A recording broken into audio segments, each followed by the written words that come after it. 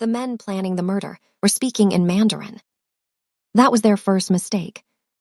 Their second mistake was doing it in the parking structure of the Meridian Tower on a Tuesday afternoon, while a 7-year-old girl in a yellow raincoat was sitting on a concrete barrier 6 feet away pretending to read a book about dinosaurs.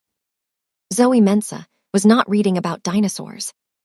She was listening to every word. And she understood all of it. The taller man, the one in the gray suit with the Shanghai accent her father had taught her to recognize, was speaking quietly but not quietly enough. "The detonator is already installed," he said in Mandarin. "Clean, untraceable. The moment he enters the private elevator on the 47th floor, the signal activates. It takes 11 seconds. The shorter man checked his watch. "He boards in 22 minutes, he said. "By the time anyone understands what happened, we will be in the air." The taller man smiled. "The architect finally meets his end," he said, "and nobody will ever know it was us." Zoe closed her dinosaur book. She looked at the two men. They looked at a small girl in a yellow raincoat and saw nothing. Nobody ever saw Zoe. That was the thing about being 7 and small and quiet. The world treated you like furniture. Zoe had learned a long time ago that furniture heard everything. She looked at the building entrance where a man in a charcoal suit was stepping out of a black car. She had seen his face before. On the news, on the side of buildings, in the newspaper her mother brought home sometimes. Kwon Seung-hyun, the architect, the most feared Korean man in New York. He was walking toward the building entrance with the specific controlled precision of a man who had never once been afraid of anything. He had 22 minutes. She had less. Zoe Mensah picked up her dinosaur book, put it in her bag, and started walking toward the most dangerous man in the city. But I need to take you back. Because nothing about this moment makes sense without understanding who Zoe Mensah was. And nobody understood who Zoe Mensah was. That was the whole point. Her father's name was Dr. Kofi Mensah. He had grown up in Accra, Ghana, the son of a schoolteacher father and a market trader mother who had decided when Kofi was 4 years old that her son was going to see the world even if she had to carry him there herself. She had saved for 11 years. She had sent him to secondary school in London on a scholarship, then to Oxford for his undergraduate degree, then to Columbia University in New York for his doctorate in linguistics with a specialization in East Asian languages. Kofi Mensah spoke 7 languages. Mandarin was his masterpiece. He had fallen in love with it at 19 in a tiny language lab at Oxford, drawn in by the tonal complexity of it, the way meaning lived not just in the word, but in the music of how you said it. He had pursued it with a focused devotion he brought to everything he loved. By the time he completed his doctorate, he spoke Mandarin with a fluency that consistently startled native speakers. He had spent a year in Beijing, a year in Shanghai, a year in Taipei. He had collected the dialects and the idioms and the specific rhythms of each city the way other people collected photographs. He had brought all of it back to Columbia, where he had taught for 8 years. He had met Grace in his 3rd year of teaching. Grace Asantua was a nursing student from a Ghanaian family in the Bronx, warm and direct and thoroughly unimpressed by academic credentials, which was the specific quality that had made Kofi fall completely in love with her within approximately 2 weeks. They had married in the summer. Zoe had arrived 2 years later. From the moment Zoe could speak, Kofi had spoken to her in Mandarin. Not as a lesson, as a conversation. The way his mother had spoken to him in Twi, the way Grace's mother spoke to her in Fonty. Language as intimacy, language as inheritance, language as the specific bond between a parent and a child that exists in its own private world. By the time Zoe was 4, she was responding in full Mandarin sentences. By the time she was 5, she was dreaming in it.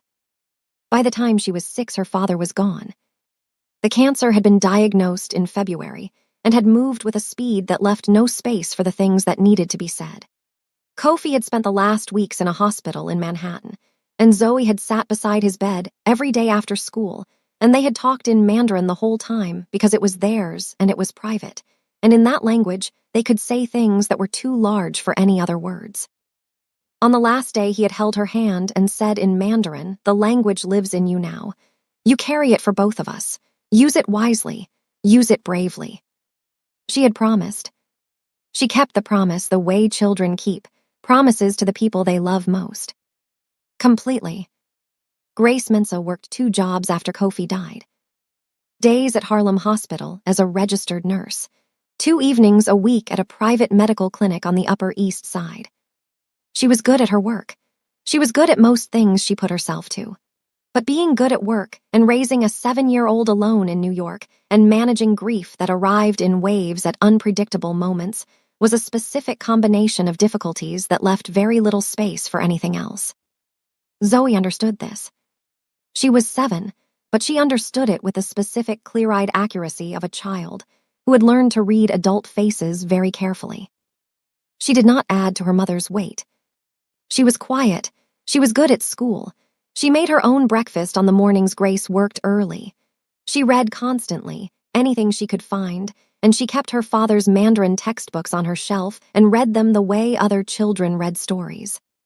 Every Tuesday and Thursday afternoon, while Grace worked the evening clinic shift, Zoe went to the after-school program at the community center on 125th Street. She was supposed to stay there until Grace picked her up at 7. The community center was on the same block as the Meridian Tower. This was not, on most Tuesdays, significant. On this Tuesday, it was the most significant thing in the world. Zoe had been sitting on the concrete barrier in the parking structure for 11 minutes before the men in the suits arrived. She had gone there because the after-school program was loud, and she had wanted somewhere quiet to read her dinosaur book. The parking structure entrance was semi-open to the street, and she could see the community center door from where she sat, and she had done this before and nobody had ever bothered her. The men arrived in a gray Mercedes. They parked 2 spaces from her. They got out still talking. In Mandarin. Zoe looked at her book. Her father's voice in her memory. When someone doesn't know you understand them, you hear their truest self. She understood every word. By the 3rd sentence, she understood what they were planning. By the 5th sentence, she understood who they were planning it for. By the 7th sentence, she understood that she was the only person in the world who knew. And then the taller man had said the specific number. 22 minutes. She had closed her book. She was 20 feet from the building entrance when the security barrier stopped her. A guard in a black uniform held out one hand. No access beyond this point, he said. Private premises. Zoe looked past him at the building entrance, where Seung Hyun was being met by a group of suited men. I need to speak to that man, she said. The one in the charcoal suit. It's an emergency. The guard looked at her. He saw a 7-year-old in a yellow raincoat with a dinosaur book bag. Kid, he said, not unkindly, you need to go back to wherever you came from. This is a restricted area. Please, Zoe said. I heard something. About the elevator, about something in the elevator. He's going to get hurt. The guard's expression shifted from dismissive to the specific patience adults adopt when they have decided a child is imagining things. There is nothing wrong with the elevator, he said. Everything here is checked and secured. Now please. 11 seconds, Zoe said. The guard stopped. That's what they said, Zoe continued. In the parking structure, 2 men in a gray Mercedes. They said the signal activates when he enters the private elevator on the 47th floor. 11 seconds. The guard stared at her. She could see him making the calculation that adults always made when they looked at her. She was 7. She was small. She was wearing a yellow raincoat. The calculation almost always came out the same way. It came out the same way now. Stay here, the guard said, in the tone of someone who intends to walk away and not come back. He walked toward the building entrance. He said something to another guard. Both of them looked back at her. One of them shook his head slightly. Zoe watched Seung Hyun moving through the lobby toward the elevators. She made a decision. She went under the barrier. She was inside the lobby in 9 seconds. The marble floor was cold and enormous, and her sneakers squeaked against it as she ran, and every head in the lobby turned toward the small girl in the yellow raincoat running across the floor of one of New York's most exclusive private buildings. Stop, a guard's voice behind her. Zoe ran faster. Seung Hyun had reached the elevator bank. He was pressing the call button for the private elevator, the one that went directly to the 47th floor. Seung Hyun's lead bodyguard, a large Korean man named T who had been with him for 9 years, moved to intercept her before she reached his principal. The girl was fast, but T was faster. He caught her by the hood of her raincoat, 2 feet from Seung Hyun. Zoe did not struggle. She looked directly at Seung Hyun. Seung Hyun looked at her. He had seen many things in the lobby of this building. He had never seen a 7-year-old in a yellow raincoat. "Who is this?" he said. "She ran in from the street, sir," T said. "She was calling out something about the elevator." Seung Hyun looked at the small girl. She was not crying. She was not performing distress. She was looking at him with the specific direct calm of someone who needs you to understand something important and is deciding how to make you understand it as efficiently as possible. "What about the elevator?" he said. His voice was not kind. It was not unkind either. It was the voice of a man who had learned to strip everything to its functional core. Zoe told him. Quickly, clearly, in the precise sequential order of someone who had organized the information in her head while she was running across the lobby. The gray Mercedes, the parking structure, the 2 men, the Mandarin, the detonator, the 47th floor elevator, the 11 seconds, the 22 minutes that were now 17. Seung Hyun listened to every word without expression. When she finished, the lobby was very quiet. His security team exchanged glances above her head. "She speaks Mandarin," one of them said quietly in Korean. "The child speaks Mandarin." "She was not speaking Mandarin," another said. "She was reading a picture book." Seung Hyun was looking at Zoe. "Say something," he said, "in Mandarin." Zoe looked at him. She said in Mandarin, with her father's Beijing accent and her father's precise tonal accuracy, "I promised my father I would use it wisely and bravely. This is both." The silence that followed had a specific quality. Seung Hyun, who had built his empire on the ability to read truth from performance in under 3 seconds, looked at this child for a long moment. Then he turned to T. "Hold the elevator," he said. "Clear the 47th floor. Get Chen on the phone. I want to know where he is right now." He looked at the small girl. "Stay here," he said. His voice had changed. Not softer exactly, but different. What happened in the next 40 minutes would later be described by Seung Hyun's security team as the most efficiently managed crisis interdiction in the organization's history. The private elevator on the 47th floor was inspected by 2 members of Seung Hyun's technical team within 6 minutes. They found the device in 8. It was exactly where Zoe had described. Exactly what she had described. A pressure-activated detonator connected to a compact explosive charge installed behind the elevator panel, wired to trigger the moment the elevator registered a specific weight combination, consistent with Seung Hyun's usual configuration of principal and 2 bodyguards. The technical team lead came back down to the lobby. He looked at Seung Hyun. "She was right," he said, "all of it." Seung Hyun was standing by the lobby window, looking at the parking structure entrance. The gray Mercedes was still there. It was not there 5 minutes later. The men who had been in it were. They were in a different kind of vehicle by then. Through all of this, Zoe sat in a chair in the lobby security office. She had been given a glass of water by a security assistant who had looked at her with the specific expression of someone who could not reconcile what they were seeing with what they understood to be possible. She drank the water. She opened her dinosaur book. She read about the Cretaceous period. She was on page 47 when Seung Hyun came back. He stood in the doorway of the security office. He looked at the small girl reading a book about dinosaurs in the chair. He had been told her name by now. "Zoe," he said. She looked up.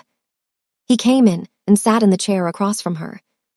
He was a man who occupied space in a specific way, large and controlled, and with a quality of stillness that told everyone in any room that the room belonged to him.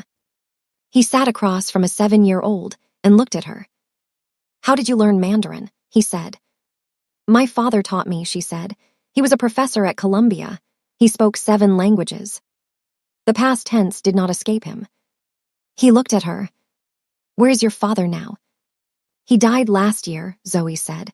She said it the way she had learned to say it, directly and without breaking. She had decided a long time ago that flinching when she said it made other people uncomfortable, and she did not want to make people uncomfortable. Seung-hyeon was quiet for a moment.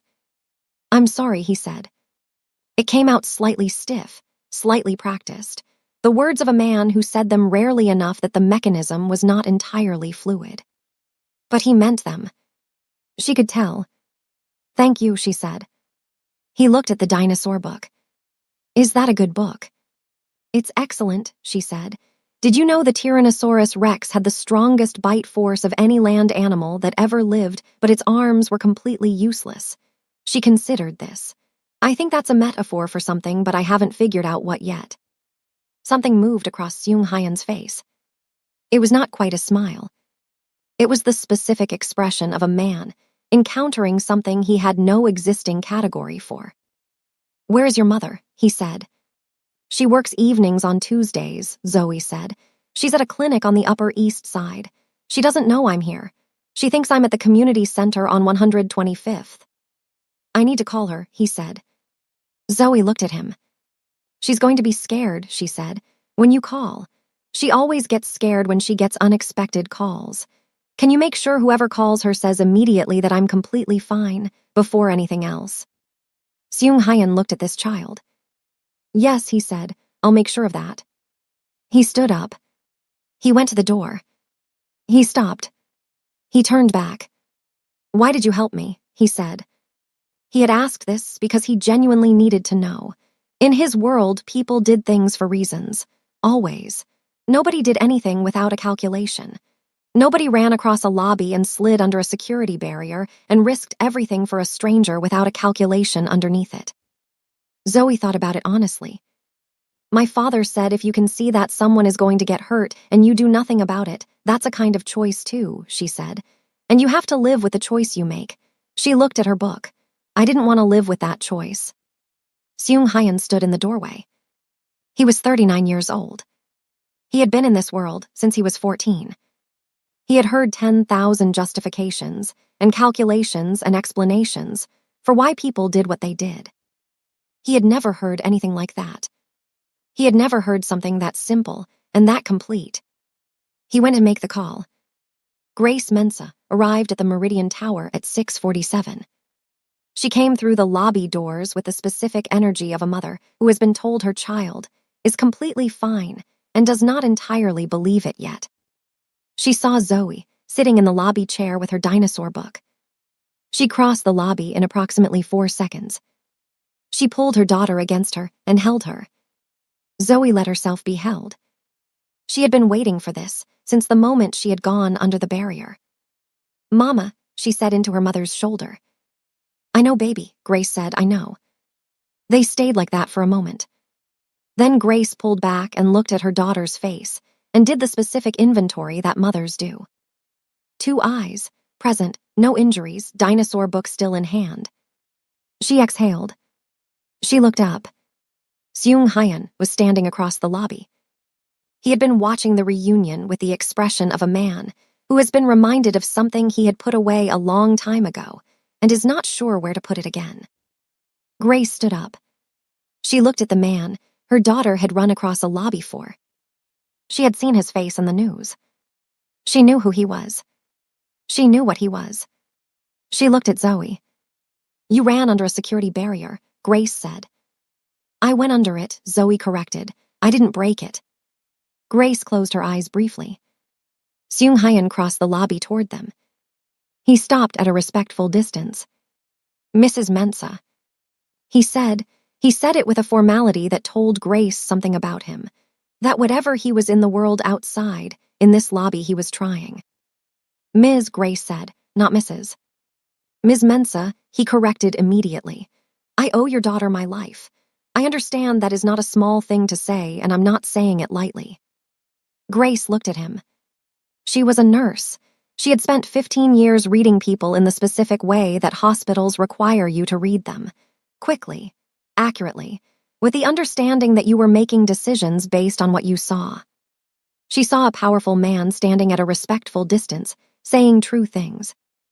She also saw, underneath the controlled surface, something she had not expected.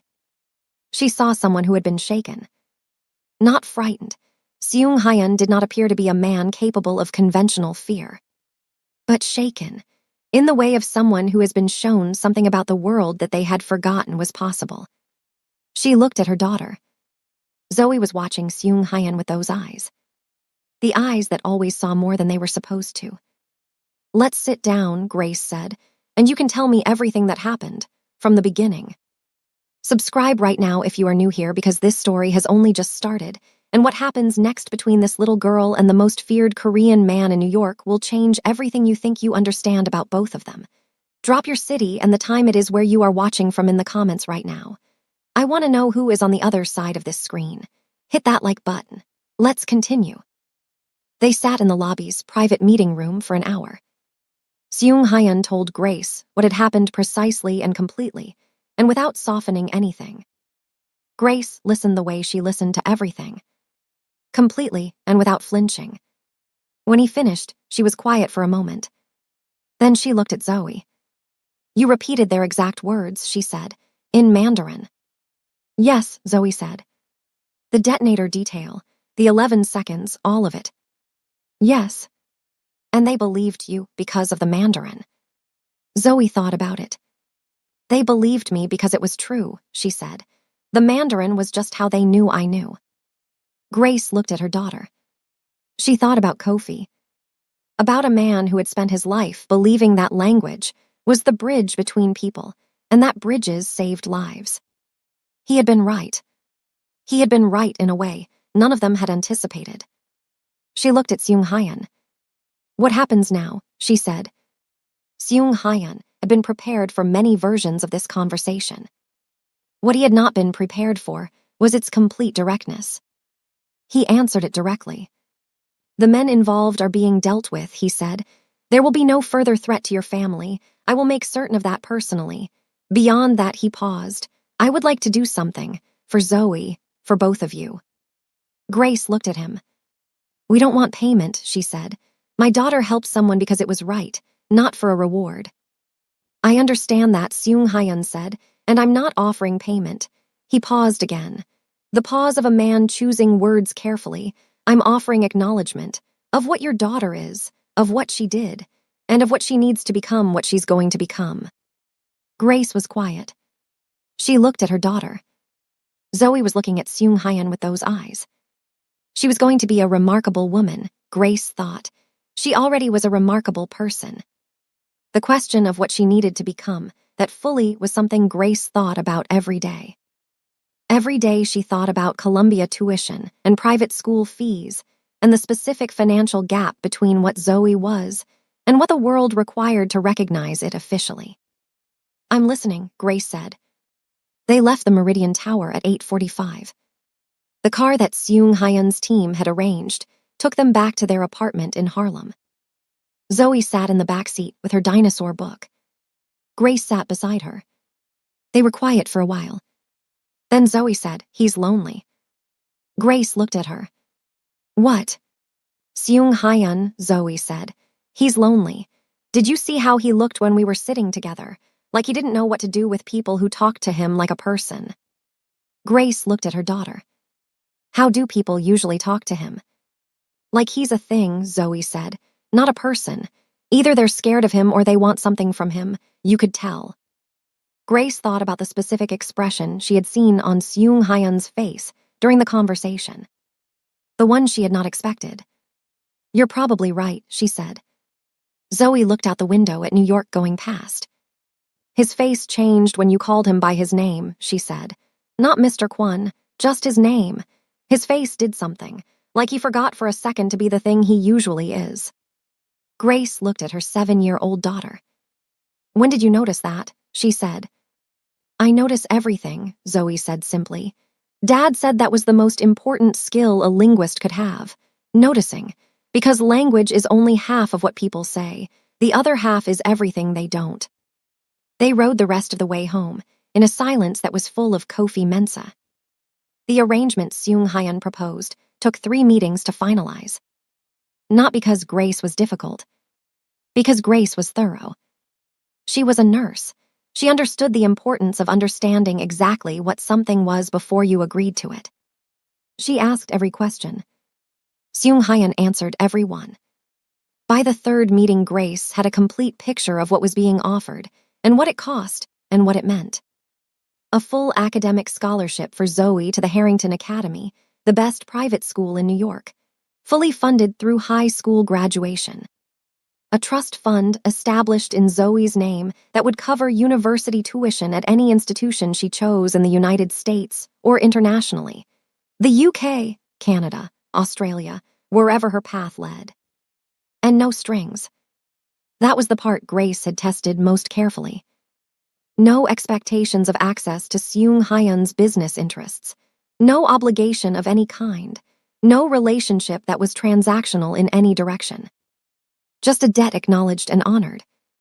Is that everything? Grace had said at the 3rd meeting. Seung-hyun had looked at her. There is one more thing, he said. I would like to meet with Zoe occasionally. Not formally, not as a business arrangement, just... He had stopped. He had the expression of a man who has arrived at a sentence he does not have the vocabulary to finish. Grace had waited. She had found that waiting was the most effective tool in most situations. Just because she makes me think, he said finally, about things I stopped thinking about a long time ago, and I find that I would like to continue thinking about them. Grace had looked at this powerful, dangerous man, sitting across a boardroom table, telling her that her 7-year-old daughter made him think. She had thought about Kofi, about what he would have said, about the specific belief he had carried his whole life, that language and connection could reach anyone if you found the right bridge. She had looked at Zoe, who was sitting beside her at the boardroom table, reviewing a document with the focused attention of a child, who had decided that if adults were going to discuss her future, she was going to participate in the discussion. What do you think? Grace had said to her daughter. Zoe had looked at Seung-hyun. Do you actually want to learn? She had said. Or do you want to feel better about what happened? The boardroom had gone very quiet. Seung-hyun's 2 attorneys had looked at their documents. Seung-hyun had looked at Zoe for a long moment. Both, he said honestly, but mainly the first one. Zoe had considered this. Okay, she had said, but I'm going to tell you when I think you're wrong about something. Seung-hyun had held her gaze. I would expect nothing less, he said. The Harrington Academy was on the Upper East Side of Manhattan. It occupied a building that had been a private residence at the turn of the century and still carried that quality in its bones.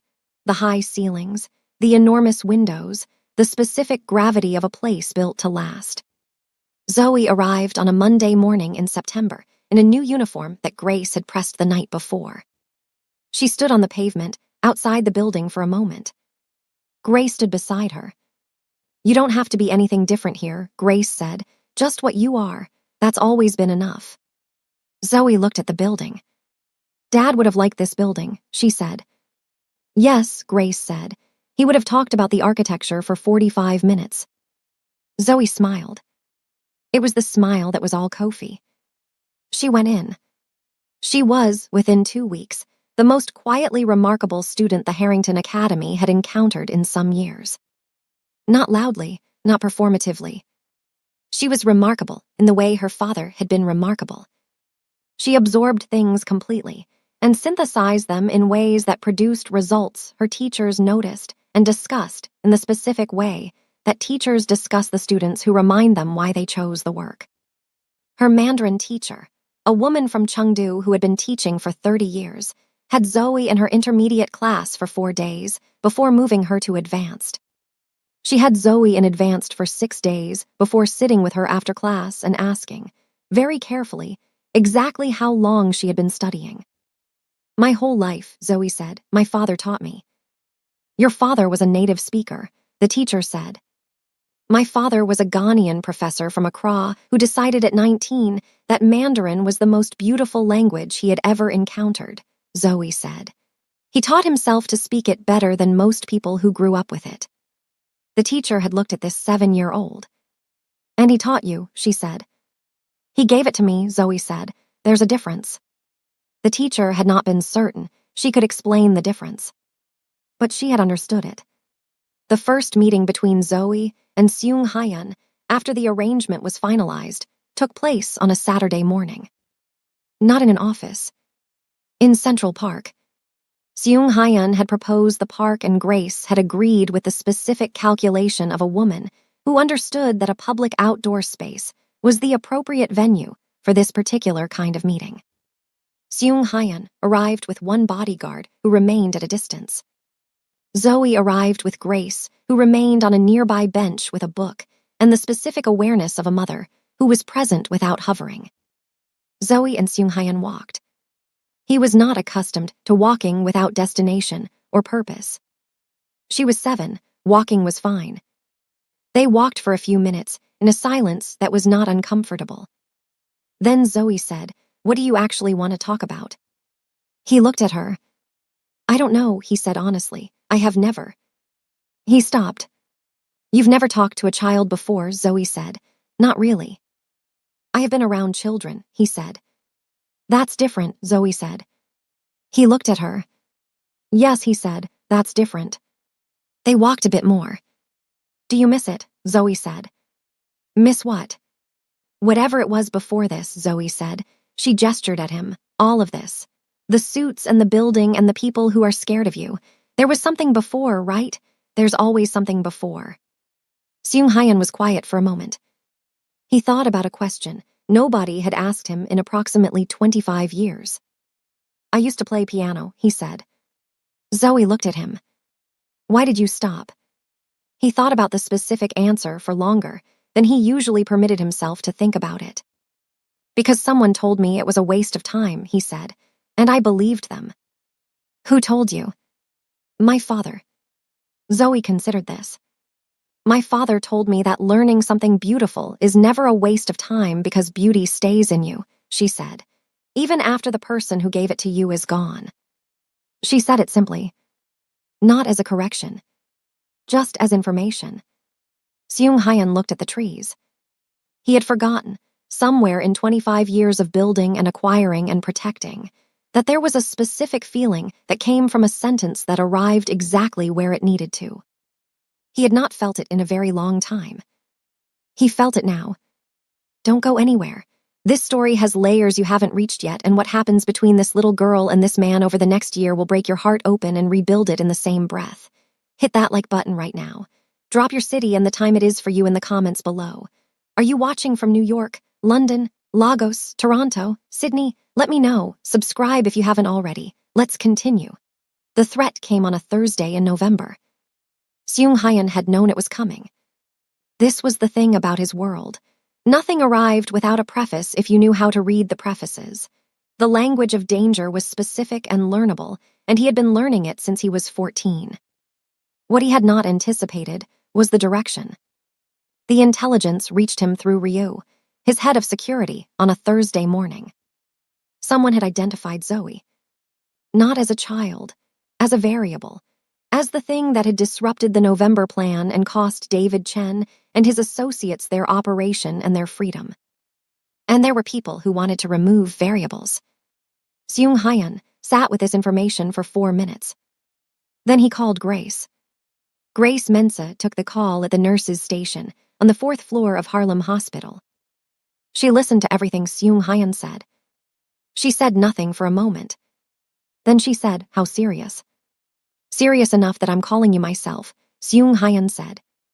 Grace looked at the nurses' station, at the normal Thursday morning of a hospital, at the specific ordinary world that her daughter was somewhere in right now in her Harrington Academy uniform, probably dissecting some piece of information with those eyes. "What do I need to do?" she said. What followed was 3 weeks of a specific kind of fear that Grace had not experienced before. Not the sharp fear of a sudden crisis. The sustained fear of a known threat with an unknown timeline. Seung Hyun moved them. Not dramatically, not to somewhere that announced itself as protection. To a building on the Upper West Side, a clean, comfortable apartment 3 floors up with windows that looked out at the Hudson, in a building with security that was present without being visible. Grace had not wanted to accept it. She had sat with it for one evening. Then she had thought about Zoe. About a yellow raincoat and a dinosaur book and a 7-year-old going under a security barrier for a stranger. About what that child was. About what she needed to become that fully. She had accepted it. Zoe adapted to the new apartment with the equanimity she brought to most things. She examined it systematically on the first evening. She noted the security measures without commenting on them. She found the window with the best view of the Hudson and declared it adequate. She set up her father's Mandarin textbooks on the new shelf. Then she sat down and said to Grace, "How long?" "Until it's safe," Grace said. Zoe considered this. "Is he handling it?" she said, Seung Hyun. "Yes," Grace said. Zoe nodded. "He will," she said. "He's very good at the part where he fixes things. He just needs to get better at the part where he lets people help him before everything explodes." Grace looked at her daughter. "When did you become a therapist?" she said. "I'm not a therapist," Zoe said. "I just notice things." She opened a textbook. "Can we do Mandarin before bed?" They did Mandarin before bed. Seung Hyun visited the apartment on the second evening. He brought food from a restaurant that Grace mentioned once in passing as her favorite, a Ghanaian place in the Bronx that made jollof rice the way her mother made it. Grace opened the door and looked at the containers. "How did you know?" she said. "You mentioned it in the first meeting," he said. "The one about the trust fund. You said the neighborhood felt different now that the restaurant on 183rd was gone." Grace was quiet for a moment. She was a woman who noticed things. It was an occupational requirement and a personal characteristic. She had not expected to be noticed back. "Come in," she said. They ate at the kitchen table. Zoe ate with the focused efficiency of someone who had strong opinions about jollof rice and was pleased to find them validated. "This is correct," she announced.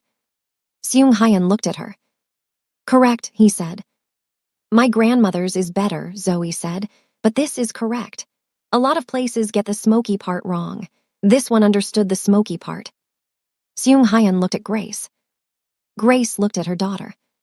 "She's been saying things like that since she was 4, Grace said. "We've learned to just accept it." Seung Hyun looked at Zoe. "Your grandmother is in Ghana," he said. "Accra," Zoe said. "We visit every summer. Dad used to speak Twi with her even though his Twi was embarrassing.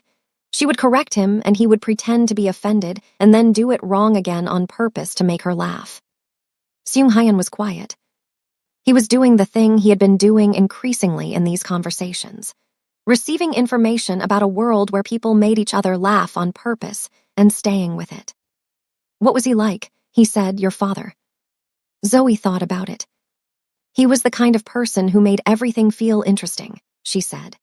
"Like you could be talking about anything, a bus schedule or the weather or a word in a language nobody spoke anymore. And by the end of it, you felt like you understood something about being alive that you didn't understand before." Grace was looking at her plate. Seung Hyun was looking at Zoe. "You miss him," he said.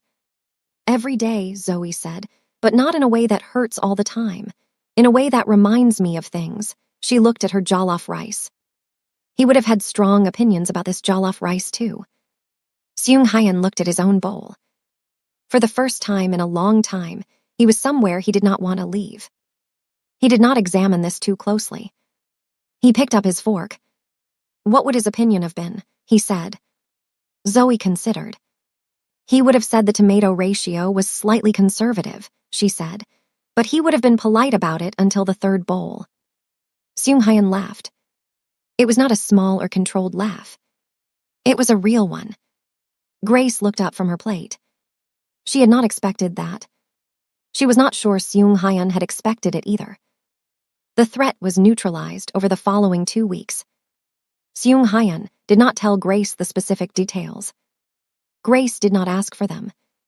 She understood that there was a line between the world he operated in and the world she was raising her daughter in, and that the line needed to stay where it was.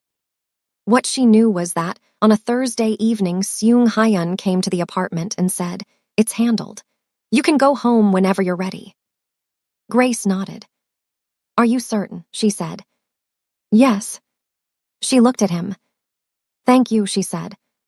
He nodded. He was about to leave. Zoe looked up from the Mandarin textbook she was reading at the kitchen table. You should learn to play piano again, she said. Seung-hyun stopped. He looked at her. Why? Because you've been thinking about it since you told me, she said. I can tell. When you sit quietly, you go somewhere in your expression and then come back. Whatever place you go to has piano in it.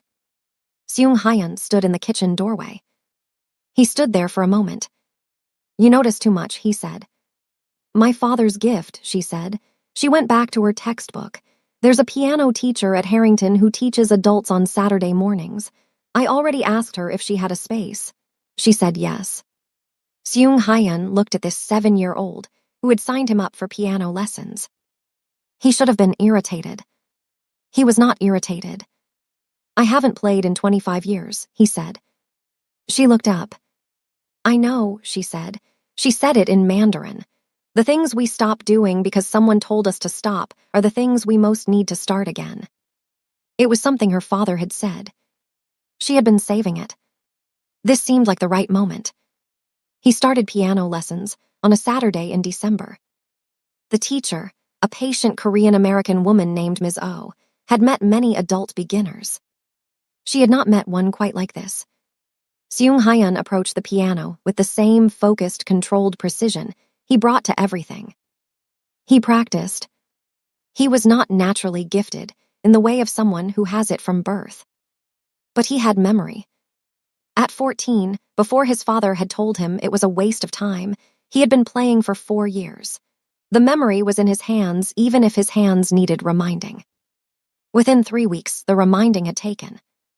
By Christmas, he was playing simple pieces with the specific, quiet focus of a man who has found something he had put away a very long time ago and is relieved to find it still there. Zoe came to the Saturday lesson on the 4th week. She sat in the practice room chair with her dinosaur book while he played. When he finished, she said, that was Chopin. Yes, he said, do you know it? My father played it, she said, not as well as that. Seung-hyun looked at the keys. He played the next section. Zoe closed her dinosaur book. She listened.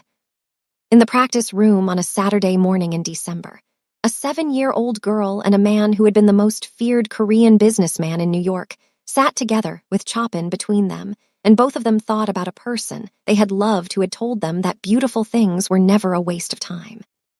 Neither of them said this out loud. They didn't need to. A year passed.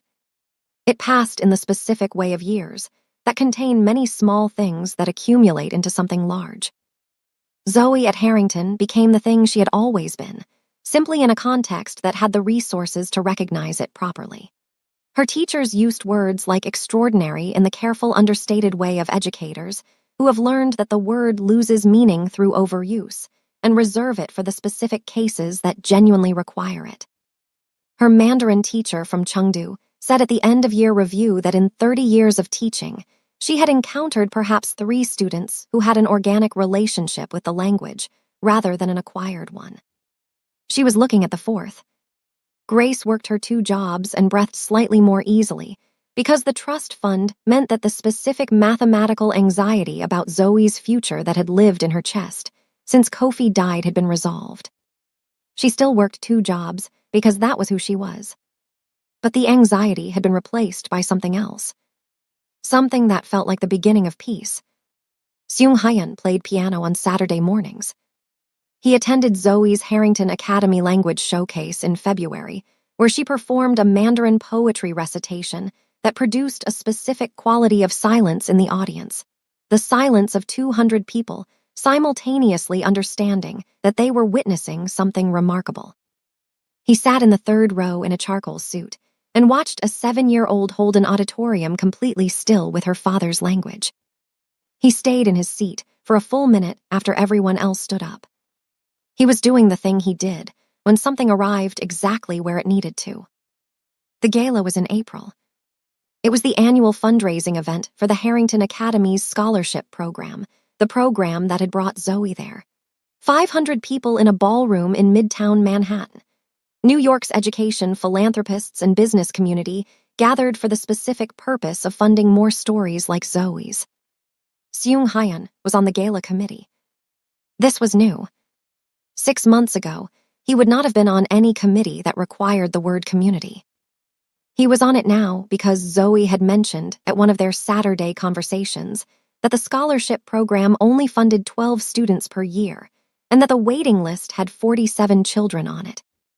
She had mentioned it once. She had not followed up.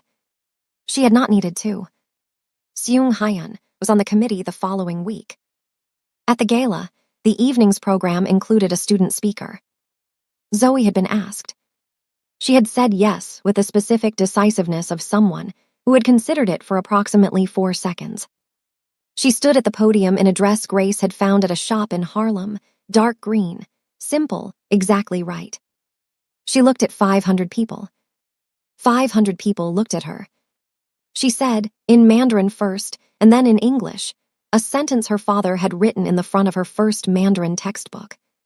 The language you carry is never only yours. It belongs to everyone who gave it to you and everyone you will give it to. It is a bridge, and bridges save lives. She looked at the audience.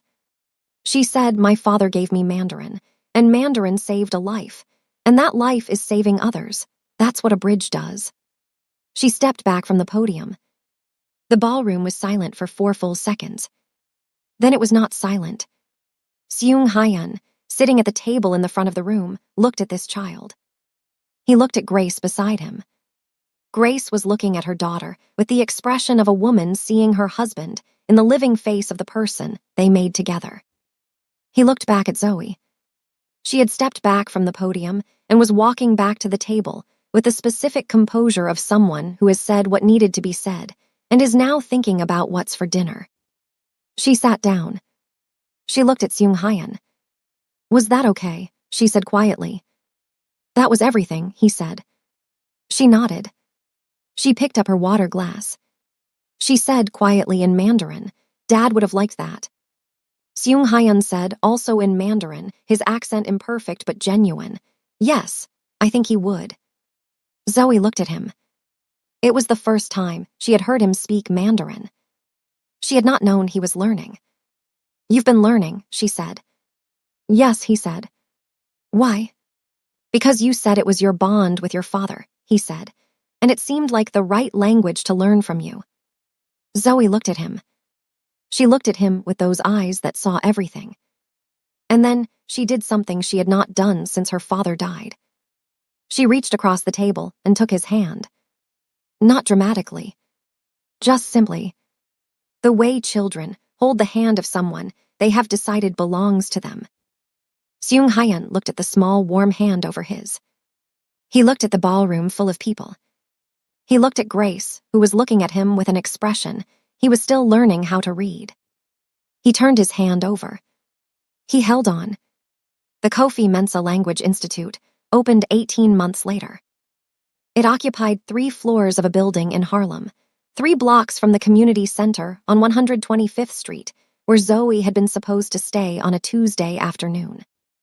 It offered free language education to children from low-income families, Mandarin, Korean, Spanish, French, Arabic, taught by instructors recruited from the best language programs in the country and from universities in London and Sydney and Toronto and Accra.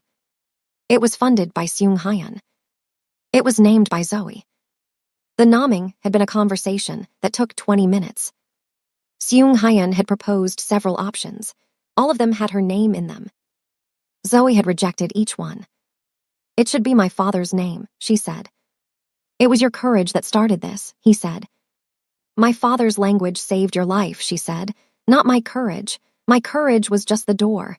His language was the key. She had considered this. His name goes on the building. Seung Hyun had looked at her.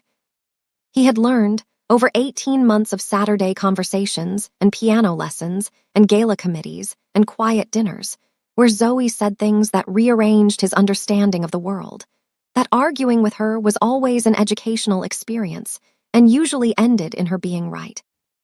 Your father's name, he had said. Thank you, she had said. At the opening ceremony of the Kofi Mensa Language Institute, Seung Hyun stood at the podium in the building that bore the name of a man he had never met. He looked at the audience. He looked at Grace in the front row. He looked at Zoe beside her, 9 years old now, slightly taller, the same eyes, the same quality of attention that had not changed since she was 7, and had sat on a concrete barrier in a parking structure, pretending to read a book about dinosaurs. He said, "I spent most of my life believing that power meant being the person in the room that nobody could touch." He paused. "But I was touched by a 7-year-old girl in a yellow raincoat who spoke a language she inherited from her father, and used it to save the life of a man she had never met because her father told her that if you can help someone, you have to." He looked at Zoe. "And she reminded me," he said, "that the most powerful thing a person can do is build something that outlasts their fear.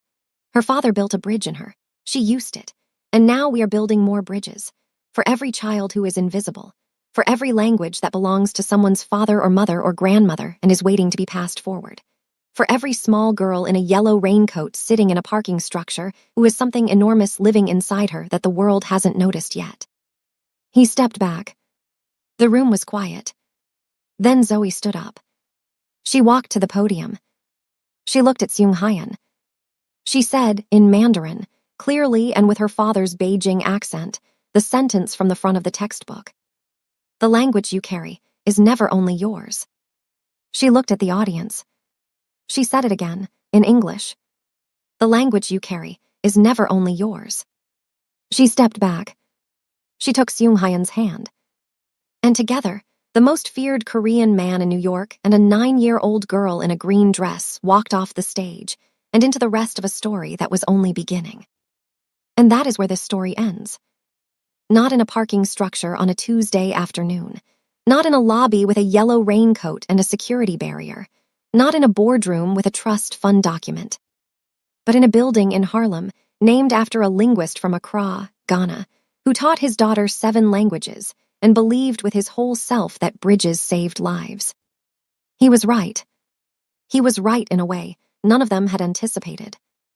Kofi Mensa never met Seung Hyun. But his language did. And his daughter did.